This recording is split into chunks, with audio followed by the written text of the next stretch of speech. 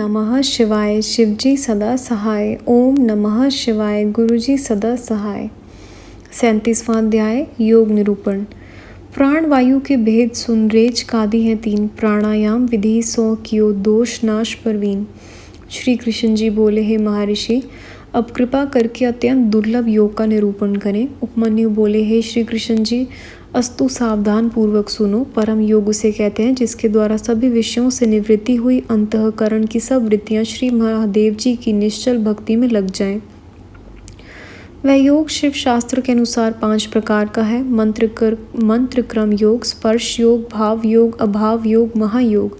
मंत्रों का पूर्ण अभ्यास अर्थ ज्ञान, उससे मन की निश्चलता होना, यह मंत्र योग है। यदि उसका प्राणायाम द्वारा सिद्ध किया जाए तो वह स्पर्श योग, यदि मंत्र रहित हो तो भाव योग, संपूर्ण जगत जिसमें लय करके विचार हो तो वह अभाव योग है। जिसमें निरूपाधिक शिव स्वभाव चिंतक हो, सदा शिव में ही मानसिक वृत्तियां जुड़ जाएं, वह महायोग है। इस योग का तो वही अधिकारी है जिसका मन सांसारिक सुख वासना तथा वेदोक्त स्वर्गादिक फल कामनाओं से विरक्त हो चुका है। मन की विरक्ति तो दोनों प्रकार के विषयों में दोष देखकर निर्दोष ईश्वर के गुणों के निरंतर विचार द्वारा होती है। शरीर में स्थित वायु को प्राण कहते हैं। उसकी गति का अवरोध प्राणायाम है। वह रेचक, पूरक, कुंभक नाम से 3 प्रकार का होता है। एक अंगुल द्वारा नासिका का एक पूट दबाकर दूसरे पूट द्वारा वायु के निकालने को रेचक कहते हैं। बाहर की वायु नासिका द्वारा भीतर भर लेने को पूरक कहते हैं। फिर भीतर की वायु को छोड़े भी नहीं और न बाहर की वायु को भीतर आने दे, इस क्रिया को कुंभक कहा जाता है।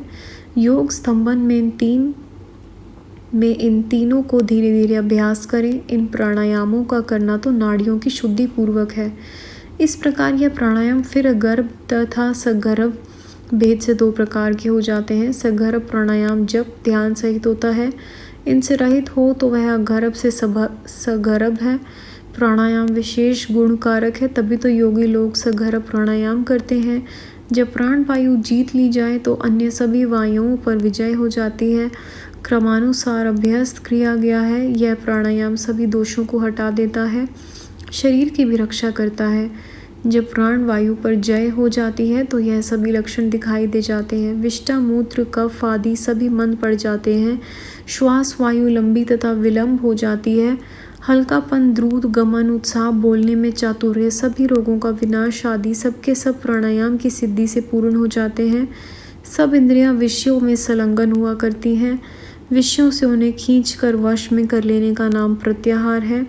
मन आदि सभी इंद्रियां ग्रहण की जाएं अथवा छोड़ दी जाएं तो वह स्वर्ग अथवा नरक के लिए होती हैं। परम सुख तो और है, उसका चाहने वाला विद्वान ज्ञान तथा वैराग्य को अपनाता है। इसी कारण इंद्रिय रूपी घोड़े को वश में करके आत्मा का उद्धार करना सर्वोत्तम है।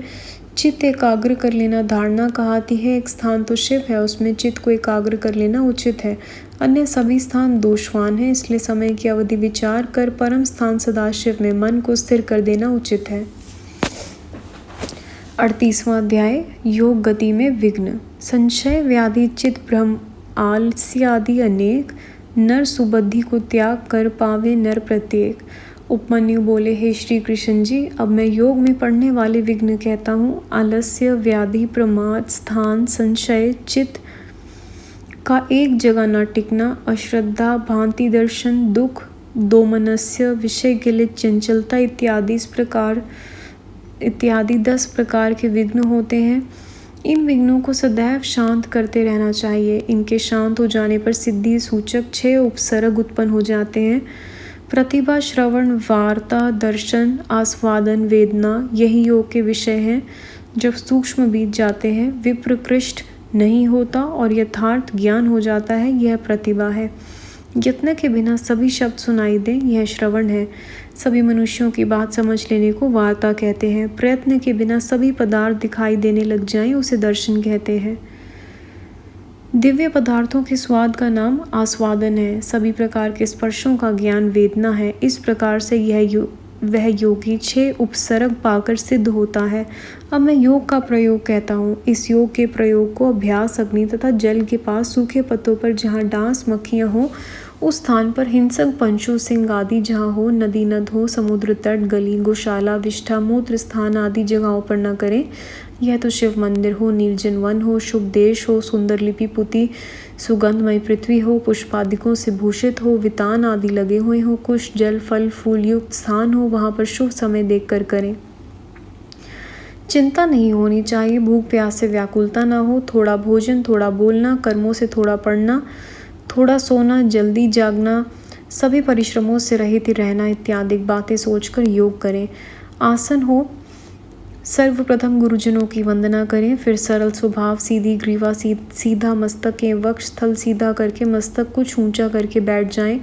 उस समय दांतों से दांत न टकराएं, जीवाचल हो, एड़ी से लेकर वृषणों पर्यंत एवं इंद्रियों ढकी रहें। अपने दोनों हाथ बिना यत्न जंघाओं पर हो, दाएं हाथ के पृष्ठ भाग बाएं तल पर रखकर धीरे पीठ ऊंची उठाकर छाती सामने तानकर अपनी नासिका का अग्र भाग देखते हुए प्राण वायु का निरोध करें। पत्थर के समान निश्चल हो जाएं। अपनी देह के भीतर हृदय कमल में शिव पार्वती जी को विचार तथा ध्यान यत्न के साथ करके उनका पूजन करें। मूल, नासिका, अग्रनाभि, कंठ, तालु, छिद्र, ललाट, मस्तक, भूमध्य, द्वार देश आदि अंगों में शिव स्मरण करें। 16 दलों का कमल हृदय मध्य में कल्पित हो, उसमें पूर्व से लेकर ककार से टकार पर्यंत वर्ण विन्यास करें। मूलाधार कमल में तो वकार से सकार पर्यंत वर्ण विन्यास करें। इन कमलों में जिस प्रकार मन का स्मरण हो उसे वहीं रमाकर धीर बुद्धि द्वारा देव देवी का चिंतन करें। यदि योग द्वारा ध्यानी पृथ्वी आदि तत्वों पर विजय चाहे तो पहले कहे अनुसार स्थूल शिव मूर्ति को विचारें। ब्रह्मा से लेकर शिव पर्यंत शिव जी की 8 स्थूल मूर्तियां शिव शास्त्रों में लिखी हुई हैं। उन्हीं 8 मूर्तियों को मुनिजनों ने घोरा, मिश्र एवं प्रशांत भेद से 3 प्रकार का माना है। जो निपुण पुरुष फलाभिशाली नहीं है वह मूर्तियों को चिंतन करें। यदि घोरा मूर्तियों का ध्यान हो तो पाप रोग नष्ट होते हैं। मिश्रित मूर्तियों का ध्यान अधिक काल में फलदायक है। प्रशांत मूर्तियाँ शीघ्र फलदायक हैं। सौम्य मूर्ति तो विशेषकर मोक्ष देती है। शांत मूर्ति बुद्धि को पवित्र करती है। इन स्वरूपों द्वारा इस प्रकार सिद्धियां प्राप्त होती है। संगत जी, अध्याय यहाँ समाप्त होता है। गुरुजी, संगत जी, यहाँ तक आने में कैसी भी कोई भी जाने अनजाने में भूल हुई हो प्लीज़ माफ़ करिएगा। अगला अध्याय हम अगली वीडियो में सुनेंगे। ओम नमः शिवाय। शिव जी सदा सहाय। ओम नमः शिवाय। गुरुजी सदा सहाय। Thank you sangat ji. Thank you Guruji.